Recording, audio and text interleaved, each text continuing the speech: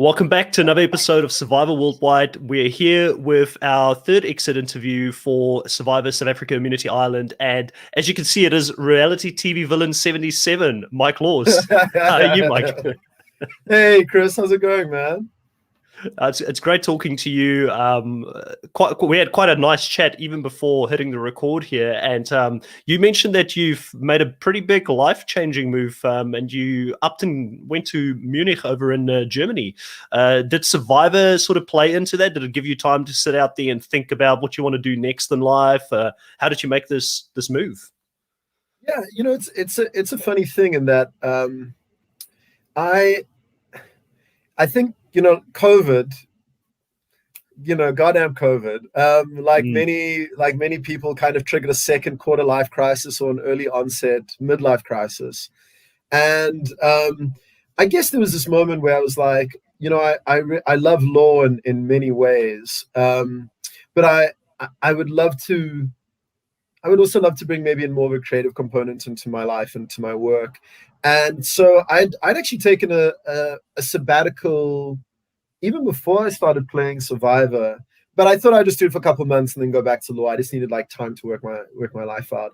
And then after Survivor, I was like, well, let's keep the sabbatical going. I think I still need time to work out my life, but still hadn't kind of thought I was going to end up back in law eventually. And then one kind of conversation opened up through a friend of mine who's a scriptwriter, and that led to another. And now I started working at a film studio in Germany, in München. Nice. But it's all pretty fresh. It's all pretty fresh. So we'll have to see where it goes.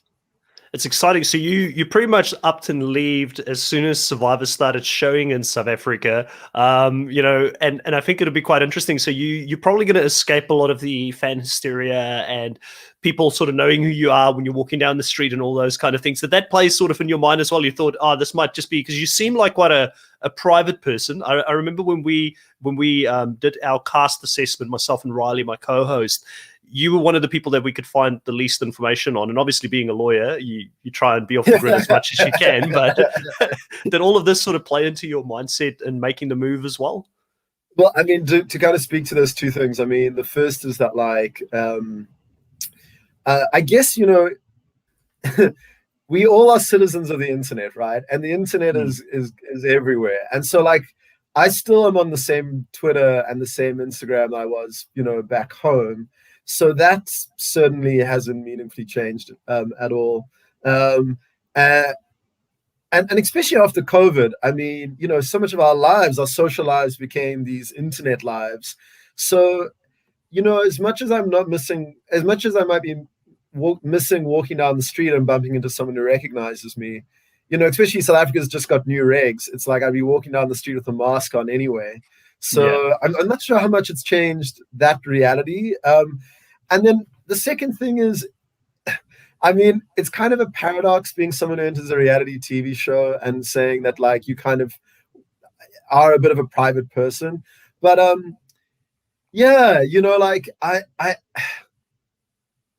before Survivor, I was one of those people that had a locked Instagram account.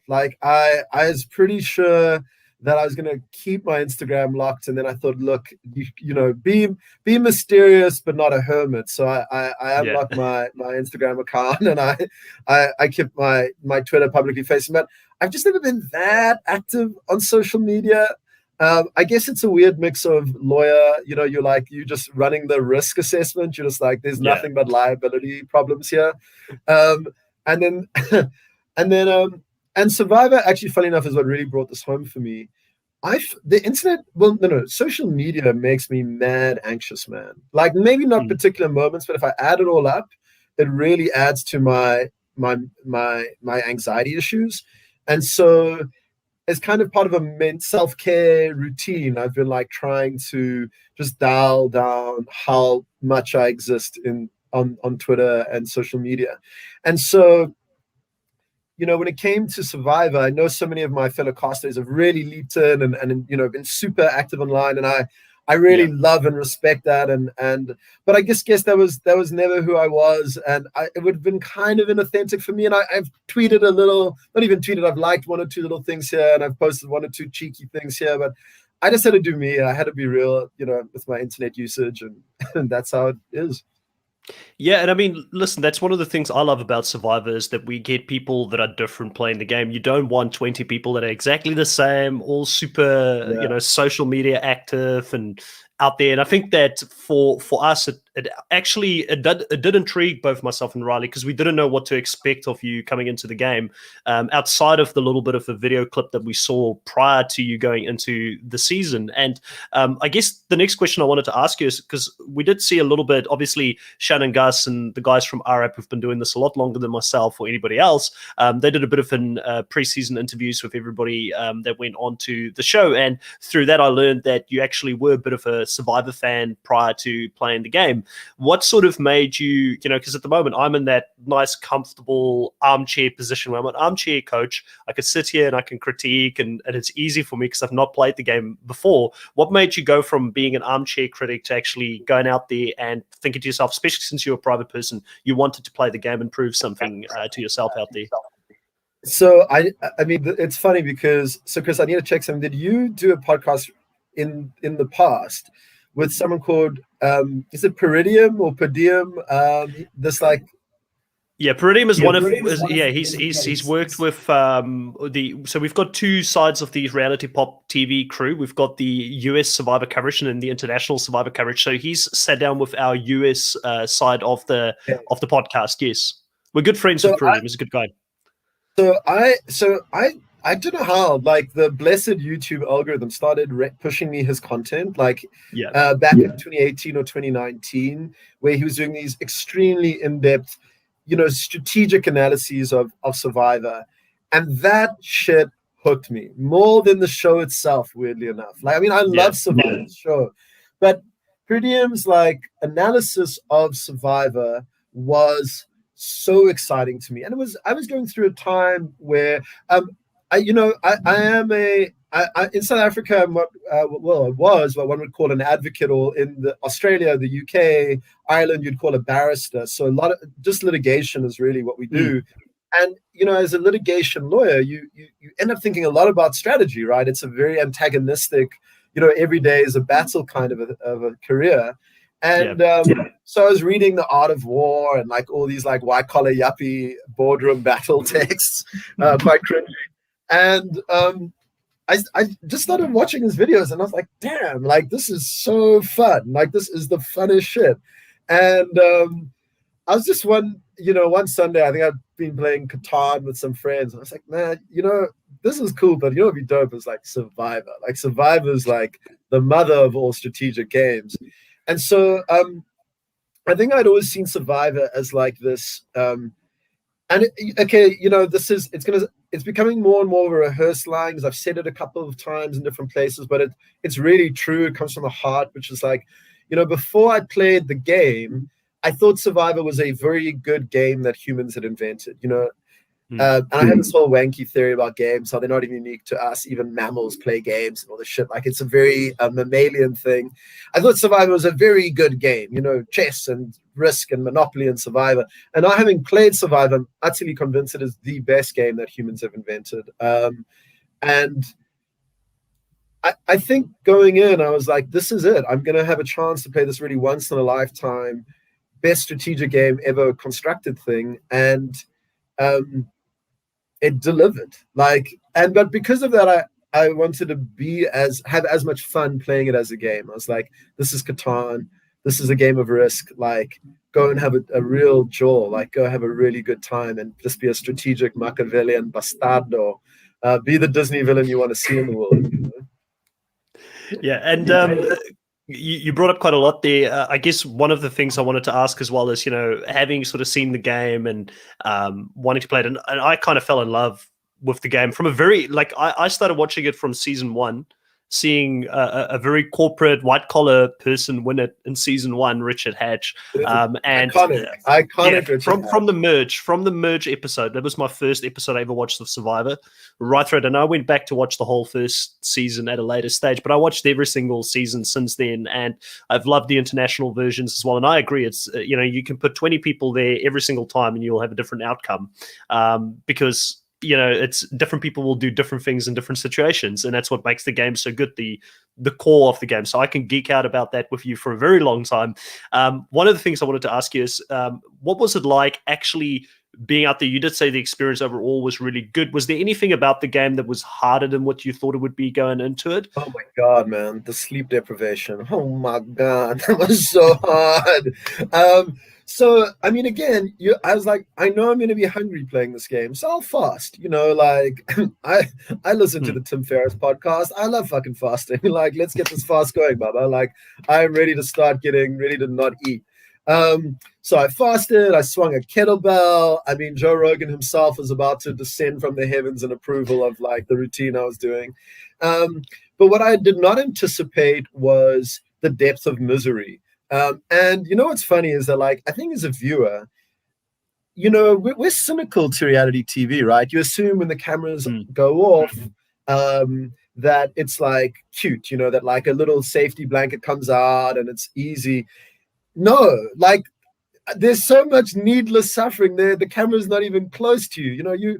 You're shivering for hours in the pitch dark. Do you know how miserable that is? Like, I remember one night, it was because we were all working it out. And we're like, it must be around midnight or 1 a.m. in the morning. And it was just raining. And it was just raining and raining and raining.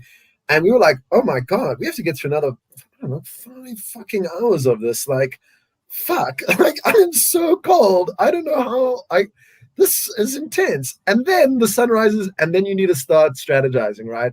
It's like 5 a.m. Now let's plan a blind side. And I guess that's probably the biggest disconnect between watching it on the couch and playing it, is that especially early Survivor, like the first season of Survivor is pretty much like Burning Man on sea, right? It's like surviving and it's ravey and it's like quite late 90s, early 2000s, cute, like fun Survivor aesthetics.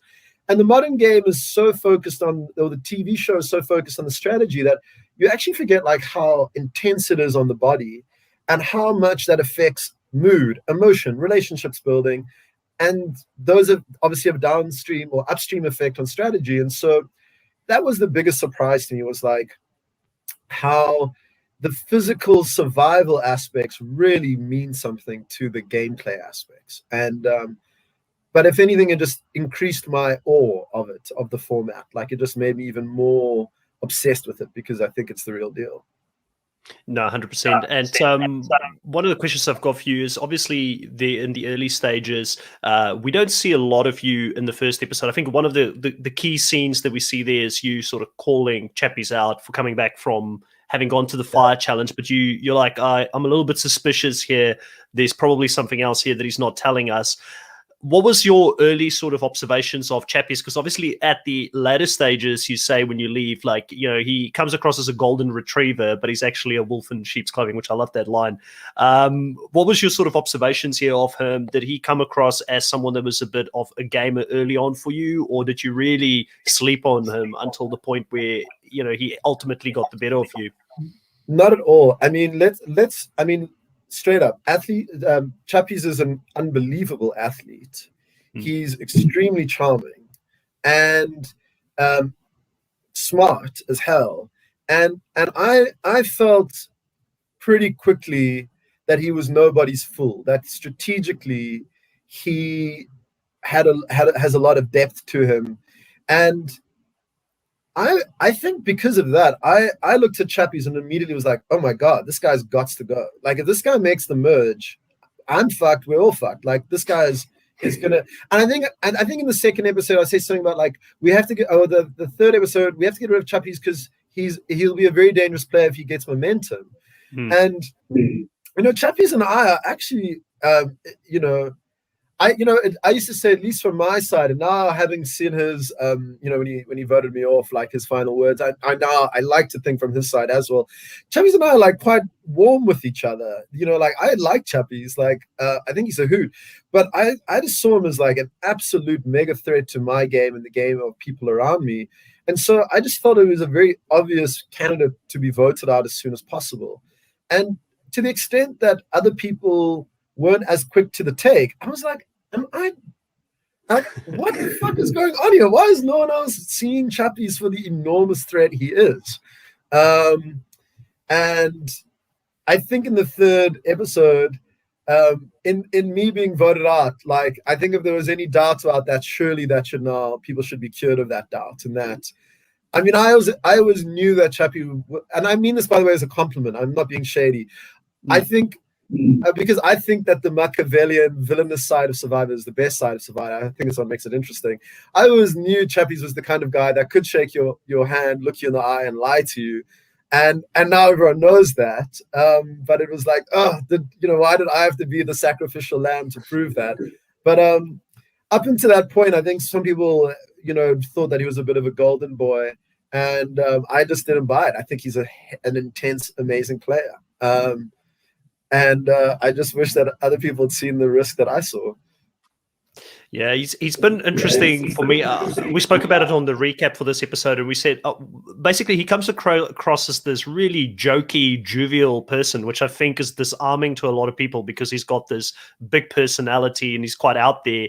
There's other characters, some of the best that have ever played the game, that have been similar in that sense, like your Tony Vlachos and those guys who've been disarming because they've got this bigger than life personality, and people just think, oh, he's just the character, but then he's actually got some smarts to him as well. So really interested to see how that's going to play going forward. Another question I had for you is, in the early stages here, we sort of see that you form a very close bond with Carla and with Kiran, but we don't see much of the conversations between yourself and Kiran.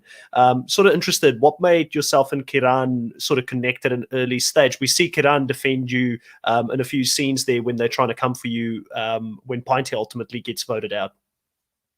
Yeah, it was so interesting, like me and Carla. I've joked it was like platonic love at first sight, and I ended up in this like gay best friend showmance with her, which I have no regrets about.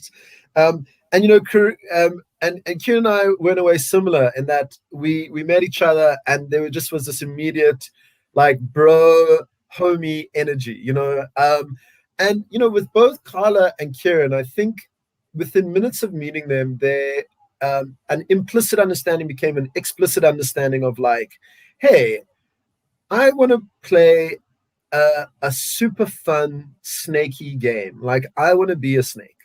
And Carla was like, yes, I want to be like, have a super fun, play hard, Machiavellian snaky game. And so did Kieran. And I think this is also a really important aspect. And by the way, this is a very high watermark, and it's very difficult. I don't think even I got close to it, but I think for me, the high watermark of the type of game I wanted to play in Survivor is a game that was dishonest but kind. Because I think it's okay to be dishonest in Survivor. I use this boxing about metaphor. I use this metaphor about boxing. Like in boxing, it's okay to really drib someone hard in the face. If you do that in real life, you're a monster. It's, like morality is contextual. But I don't think that Survivor gives you permission to be unkind. Like, I think you should still strive to be kind with people. And I recognize in both of them a vibe of willing to be dishonest and sneaky and Machiavellian and play strategically hard, but not be personal, not be ugly, not be mean, not be unkind. Of course, all of us, don't miss the mark. All the regrets I have on Survivor are the regrets of me being short with people or ratty with people or unkind with people. And just what I want to almost say to myself and to all viewers is like, how like playing Monopoly or Risk or Catan with people for 2 or 3 hours will bring out the worst in them. Like, okay, now think about doing that for 9 days with no food and no sleep, how the worst side of yourself will come out. And judge people with that level of kind of understanding and compassion. Be slow to judge castaways because they really are running on fumes. And yet, nevertheless, I think with Carla and Kieran, there's also just the sense of fun. We're going to blindside people. We're going to set up alliances. We're going to confuse shit. But it never felt mean. It never felt vindictive. And I love that about them. And they really wanted to play hard and keep the mood fun, and that was cool to me. Now, one of the things that sort of, I guess, plays against your favor here is that you ultimately get swapped onto the tribe with two of the people that you I guess not directly Just betrayed because blindsided. you blindsided them, but I mean, still they were coming for you, so it's kind of harsh to say that you blindsided them, I guess. But you were unlucky to sort of land on that tribe with Paul and Chappies at the same time. Was there anything that you could have done differently prior to the swap after the vote? Did you try and go back and explain why you did the vote the way you did to Chappies or Paul, or did you not put that work in with that relationship prior to the swap? What happens sort of prior to the swap? Because we didn't see much prior to you guys going to the new tribe. It was such a tiny window. We voted out Pinty. We were all exhausted, went to bed. There's that kind of moment with Paul asking me in the tent and it awkwardly being diffused and stuff. We wake up, we're just kind of all marinating in our first tribal council. And then it's like, okay, off to the challenge we go, and the tribe start happens. And I remember that morning, there were already a couple of people who had kind of intuited that a tribe swap was imminent. Kieran had said it. I think Paul had said it. There were a couple of people who were like, I don't know why, but I get a feeling that a tribe swap's on the cards. And I just remember thinking that morning, I was like, I really hope not, because I still want to lighten things up with Chappies. Even though I was gunning for Chappies, I really wanted to get rid of him next if I had the political capital to. I still wanted to keep the possibility of working with him open. I mean, I guess that goes to my duplicity, but like, especially because for me, nothing's personal. It's all business in a way. It's all transactions. Like, I wanted to see if I could soften whatever bitterness or upset or distrust that brewed on the night before.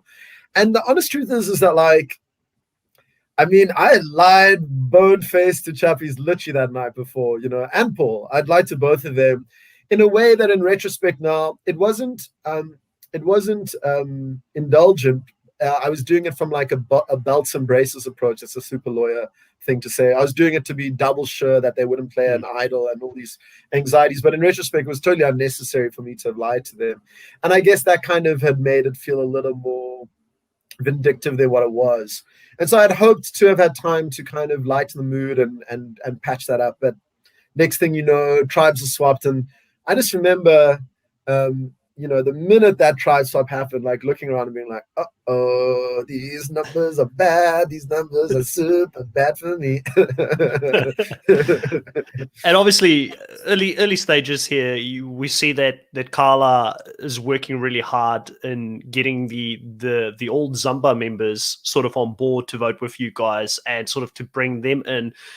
Was Carla pretty adamant from the start that there was just no way? Like, I mean, it came across as her, like you said, she was quite emotional about the decision, which made her think irrational in certain cases about working with Paul and Chappies.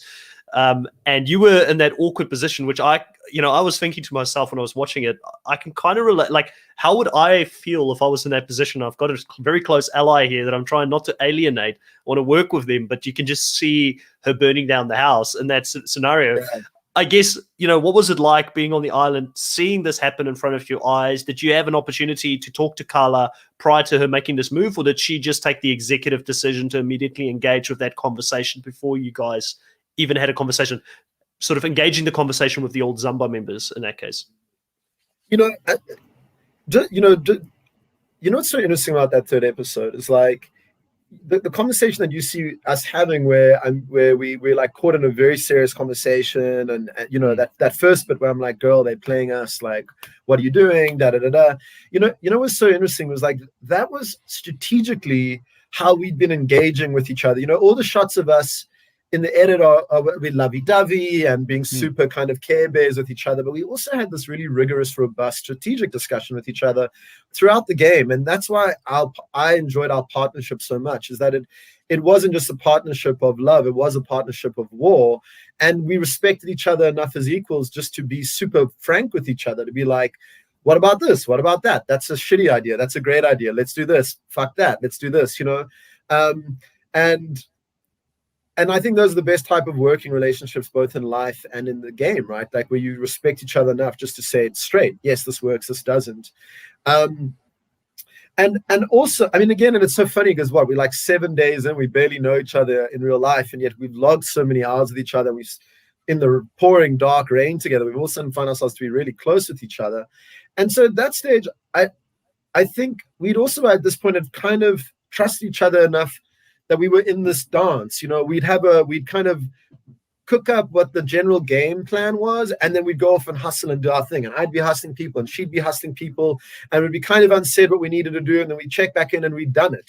So I think at that point, maybe there was a difference in assessment of where the game was at, and we probably hadn't had time yet to consolidate the assessment, and so we had begun to play before we'd had time to share our assessments, and so we were probably out of lock and step.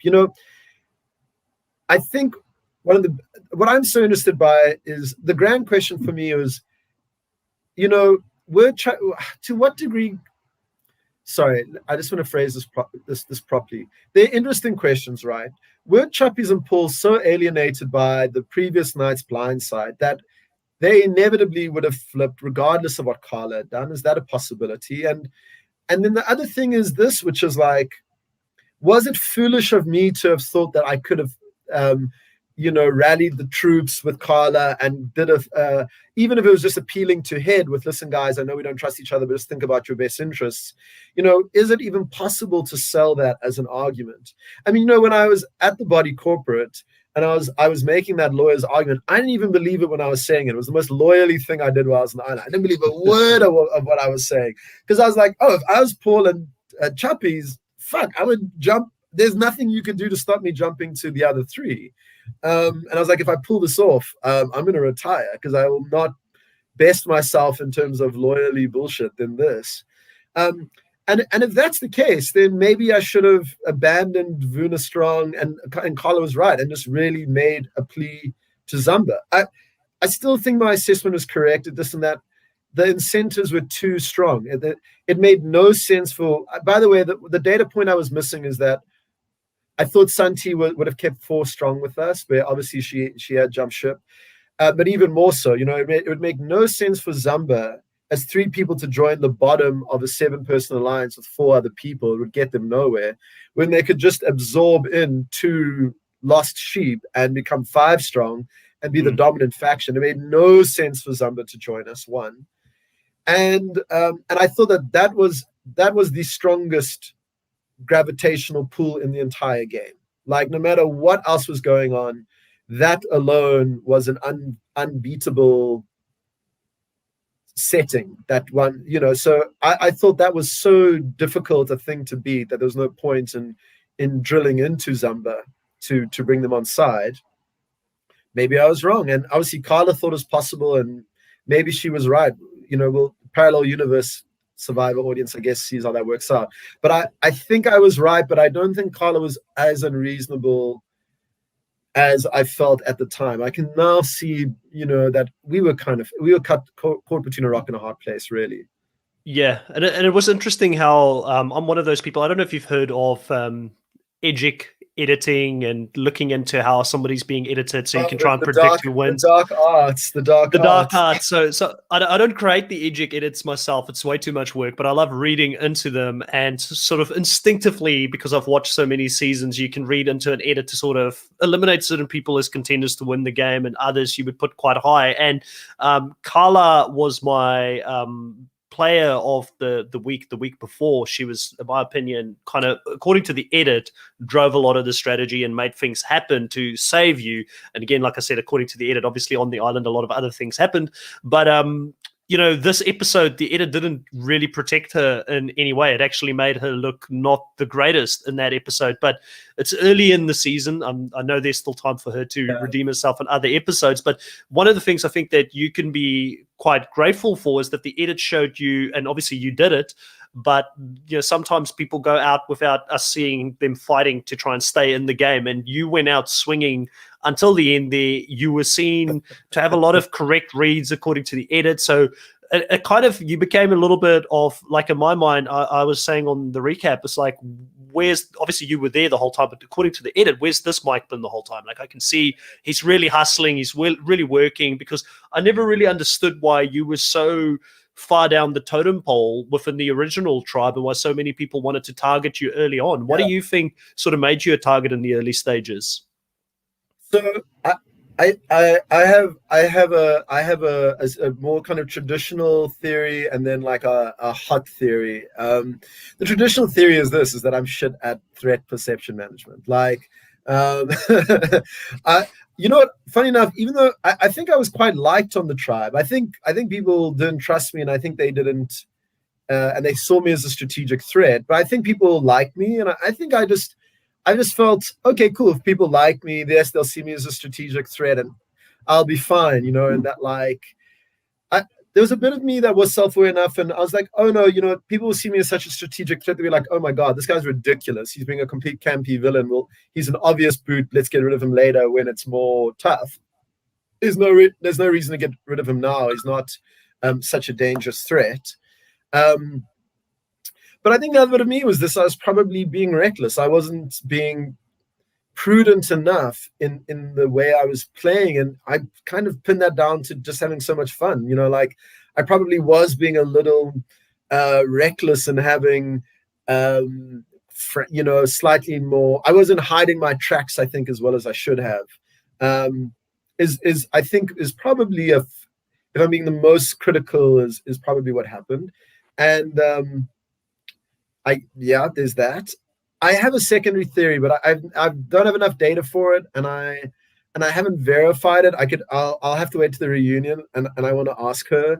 But if I look at what conversations I was having with what people when on the timeline, obviously Chappies and Kieran, I was having a lot of strategic talk with. Santoni as well. Not as much as Kieran and Carla, but a fair amount with her. And then I was also, because Anesu is like omnipresent, I was also had done a fair amount of strategic talk with Anesu. And I have, by the way, no information, neither on the edit or in real, on the island did I observe this, but I call it the Anesu leak theory, which is like, I kind of get the sense that Anesu, from my kind of unpacking where the game was at strategically, was probably like, guys, look, Mike is like a bit of a threat. Like he's a bit of a strategic threat.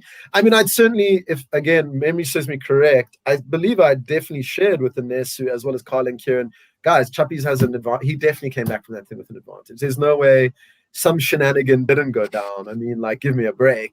As well as a whole bunch of other things. So I have the Anesu leak theory that Anesu was like, it's a tricky bastard, and it kind of brought everyone's attention to that. By the way, which I don't blame her, because that's the prudent but reasonable thing for her to have done. So yeah, those are my two theories for how I'd let my brand get so hot so quick. But interestingly, I had worked that out. I think on day 3 or 4, I woke up and I was just like, oh, I've moved on to the chopping block. Like I can feel this, like my name is the name that's getting thrown around right now. And I was like, oh, this is not a great vibe. And I'm assuming it's a case of people just not approaching you as much, not trying to avoid conversation with you or things like that. Or how did you pick up that vibe? Or what does it sort of feel like to give people who are going to play Survivor in the future a little bit of a hint as to what to look out for? It's definitely that. It's like the information that's flowing to you starts to dry up a little bit. The names being discussed starts to dry up around a little bit.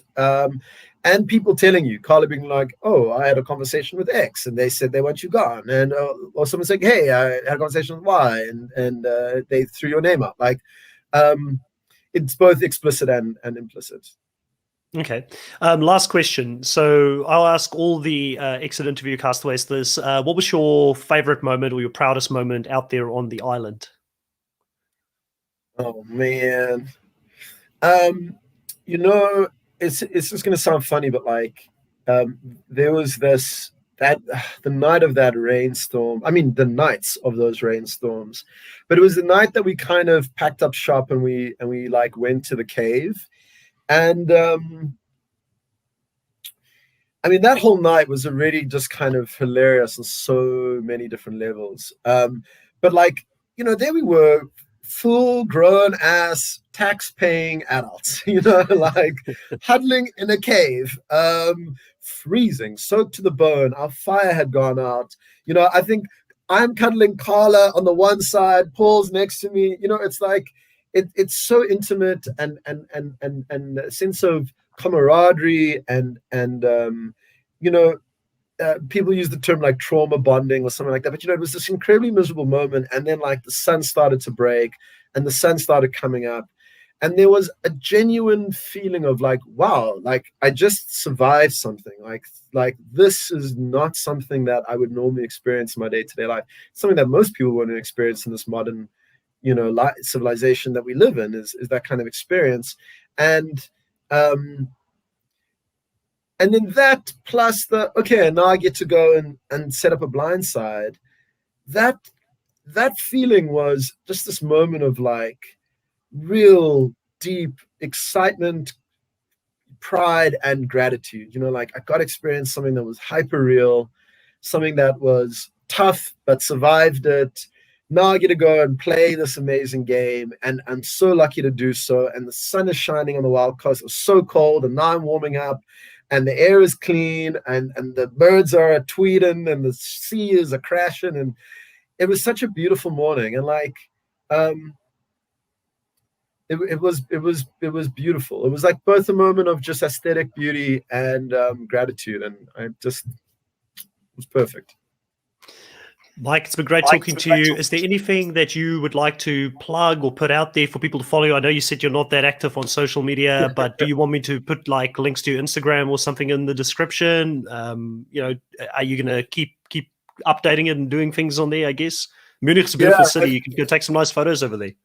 If you're into like a strange mix of like gay memes, Mike Law's thirst trap photos, fashion and political commentary, then follow my Instagram account. If you are super into the commentary on South African law, follow my Twitter account. Good luck, bud. Look, this is corny as hell, but I have to give a shout out to the production. I think,